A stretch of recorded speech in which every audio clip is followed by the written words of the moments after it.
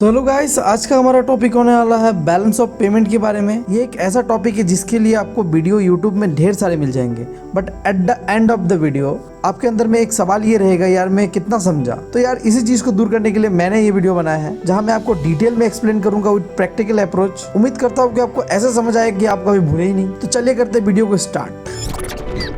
तो यार आज की इस ग्लोबलाइजेशन के एरा में हम सारे एक दूसरे के साथ इंटरकनेक्टेड है और इंटरडिपेंडेंट है। और एक चीज़ जो ग्लोबलाइजेशन का सबसे ज़्यादा सपोर्ट करता है वो है ट्रेड, या फिर स्पेसिफिकली आप कह लीजिए इंटरनेशनल ट्रेड। तो यही पे रोल आता है बैलेंस ऑफ पेमेंट का। तो यार हो क्या रहा है बेसिकली, जैसे जैसे ह्यूमन सिविलाइजेशन डेवलप्ड कर रहा है उसके पैरेलली ट्रेड का इंपॉर्टेंस भी काफी बढ़ गया है। आज के समय हर कंट्री चाहता है कि हम इंटरनेशनली ट्रेड करें, जिसके हेल्प से हम अपने कंट्री का डेवलपमेंट कर सके। अब जब हम इंटरनेशनल ट्रेड कर रहे हैं तो हमें उनका रिकॉर्ड भी रखना होता होगा, हमें जानना होता होगा कि कितना लॉस हो रहा है और कितना फायदा हो रहा है हमें इंटरनेशनल ट्रेड से। तो ये जो सिस्टमेटिकली अकाउंटिंग और रिकॉर्डिंग का जो प्रोसेस है इंटरनेशनल ट्रेड को, इसी को कहते हैं बैलेंस ऑफ पेमेंट। तो in short balance of payment क्या है? Balance of payment systematic record रखता है सारे इंटरनेशनल ट्रेड का।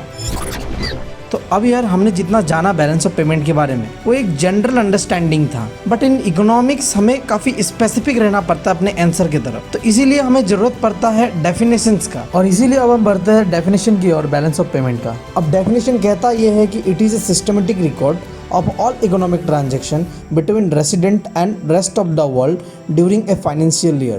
अब इसका मतलब क्या है? इसका मतलब ये एक सिस्टमेटिक रिकॉर्ड है जितने भी कंट्री के रेसिडेंट है और रेस्ट ऑफ द वर्ल्ड के बीच जो इकोनॉमिक ट्रांजैक्शन होता है उनका एक साल के अंदर में, दैट इज फाइनेंशियल ईयर। ठीक है, अभी छोटा सा डेफिनेशन हमसे काफ़ी कुछ कहना चाह रहा है, बट हम इसे ऐसे समझ नहीं पाएंगे। तो मैंने इसे 4 पॉइंट्स में बांट दिया है जिससे कि हम इसे इजीली समझ पाए। तो पहला है कि हम क्यों कहते हैं इसे सिस्टमेटिक रिकॉर्ड। अब इसका 3 कारण है। पहला कारण तो ये है कि ये मेंटेन किया जाता है हर कंट्री के सेंट्रल बैंक के द्वारा, और ऐसा नहीं है कि सेंट्रल बैंक्स के पास पूरा फ्रीडम होता है कि उनके हिसाब से वो बैलेंस ऑफ पेमेंट को बना सकते हैं। यह हमें IMF ने एक इंटरनेशनल स्टैंडर्ड दिया हुआ है, उसके हिसाब से आपको बैलेंस ऑफ पेमेंट को बनाना है, जिसके अंदर में जो अमाउंट्स होता है बैलेंस ऑफ पेमेंट का उन्हें आपको एक्सप्रेस करना होता है डॉलर्स में। तो ये 3 चीज़ों की वजह से हम इसे सिस्टमेटिक रिकॉर्ड कहते हैं।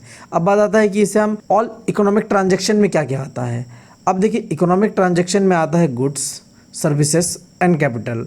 अब गुड्स मतलब जो विजिबल आइटम होता है जो कि हम देख पाते हैं, और जो सर्विसेज है क्योंकि हम उन्हें नहीं देख पाते हैं तो वो इनविजिबल आइटम्स है। अब तीसरा पॉइंट है कि resident and rest of the world के बीच होता है ये ट्रांजेक्शन्स। तो रेसिडेंट कौन है? तो रेसिडेंट कोई भी इंडिविजुअल हो सकता है, कोई भी कंपनी हो सकता है, या फिर गवर्नमेंट भी हो सकता है।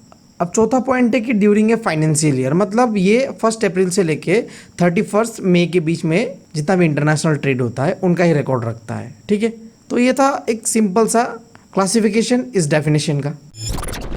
तो चलिए अब हम समझते हैं कि बैलेंस ऑफ पेमेंट के अंदर में और क्या क्या चीज होता है, जिन्हें हम कहते हैं components of balance of payment. तो यहाँ IMF ने 3 तरीके का अकाउंट मेंटेन करने कहा है जब भी आप बैलेंस ऑफ पेमेंट बनाए। पहला है करंट अकाउंट, दूसरा है कैपिटल अकाउंट, तीसरा है financial account. But in India हम कैपिटल अकाउंट और फाइनेंशियल अकाउंट को एक ही साथ कैलकुलेट करते हैं। तो बेसिकली हमें कंपोनेंट पे करंट अकाउंट और कैपिटल अकाउंट को ही समझना है। तो अब हम समझते हैं करंट अकाउंट क्या है। तो करंट अकाउंट में हम रिकॉर्ड करते हैं जितने भी इकोनॉमिक ट्रांजेक्शन होता है शॉर्ट टर्म बेसिस पे, मतलब जिन्हें हमें जरूरी होता है रेगुलर बेसिस पे। एग्जाम्पल के लिए हम लेते हैं क्रूड ऑयल को। तो क्रूड ऑयल ऐसा नहीं है कि हम आज मंगा लिए तो 10 साल जरूरी नहीं है हमें, ठीक है, हमें रेगुलर बेसिस चाहिए होता है। तो इसी को कहते हैं हम करंट अकाउंट। तो एग्जैक्टली करंट अकाउंट के अंदर में क्या क्या आइटम्स आता है। तो पहला आइटम आता है विजिबल आइटम, इसका मतलब होता है export and import of goods जो होता है बेसिकली, जो मैंने आपको एग्जांपल दिया ऑयल का वो। उसके बाद इनविजिबल आइटम, जहां हम एक्सपोर्ट और इंपोर्ट देखते हैं सर्विसेज का। और तीसरा है यूनिलेटरल ट्रांसफर। तो अब ये यूनिलेटरल ट्रांसफर को हम एग्जांपल के साथ समझते हैं कि ये क्या है। सपोज मैंने आपको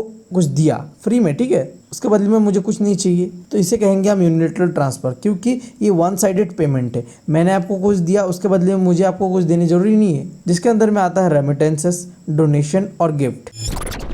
कैपिटल अकाउंट के अंदर में हम रिकॉर्ड करते हैं जितने भी इंटरनेशनल इन्वेस्टमेंट होता है जो कि बेसिकली लॉन्ग टर्म बेसिस पे होता है, उन्हें हम रिकॉर्ड करते हैं। और ये बेसिकली होता है purchase and sales of assets, bonds, security, stock etc, ठीक है। बट यहाँ में एग्जैक्टली क्या क्या होता है उसे समझने के लिए मैंने यहाँ में 3 पॉइंट्स दिया हुआ है। पहला आता है investment related, foreign direct investment होता है। उसके बाद पोर्टफोलियो इन्वेस्टमेंट, जिन्हें हम जानते हैं एफपीआई या फिर एफआईआई से भी। उसके बाद हम लोन को कैटेगराइज करते हैं, तो यहाँ पे सोवियन लोन होता है और एक्सटर्नल कमर्शियल लोन होता है। सोवियन लोन में आता है जो गवर्नमेंट द्वारा लिया जाता है, और गवर्नमेंट के अलावा जितने भी लोन्स होते हैं उन्हें हम गिनते हैं एक्सटर्नल कमर्शियल लोन के अंदर में। अब तीसरा पॉइंट के अंदर में आता है बैंकिंग कैपिटल, जिसका मतलब है कि सपोज इंडिया के अंदर में कोई non resident that is NRIs अपना बैंक खाता खोलाते हैं, तो उन्हें हम गिनते हैं बैंक कैपिटल के अंदर में। तो अब लगभग हम बैलेंस ऑफ पेमेंट के अंत पे आ चुके हैं, जहां में हम 80 से 90% जो balance of payment related concept है समझ चुके हैं। अब आखिरी एक चीज बाकी है, ये एग्जाम पॉइंट भी से इतना इंपॉर्टेंट तो नहीं है,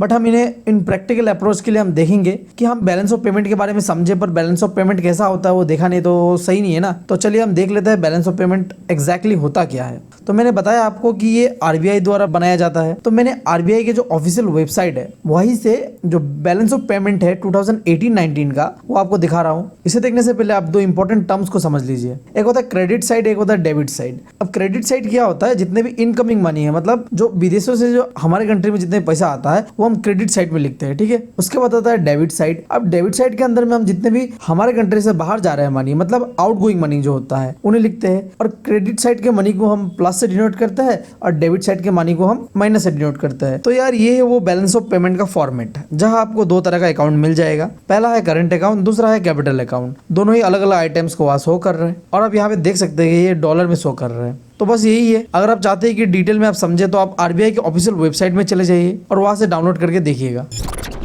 तो भाइयों वीडियो हो चुका है काफी लंबा और मेरा मुंह कर रहा है दर्द, और आप भी वीडियो देख देख के थक चुके होंगे, तो मैं इस समय वीडियो को करता हूँ समाप्त। अगर आपको मेरा काम पसंद आया तो मेरे वीडियो को लाइक कर दीजिए, जिससे मैं समझ जाऊंगा कि सच में आपको पसंद आया मेरा काम। उसके बाद यार वीडियो बनाने में काफ़ी मेहनत लगता है, तो चैनल को सब्सक्राइब भी कर दीजिए और अपने दोस्तों के साथ भी शेयर कीजिएगा।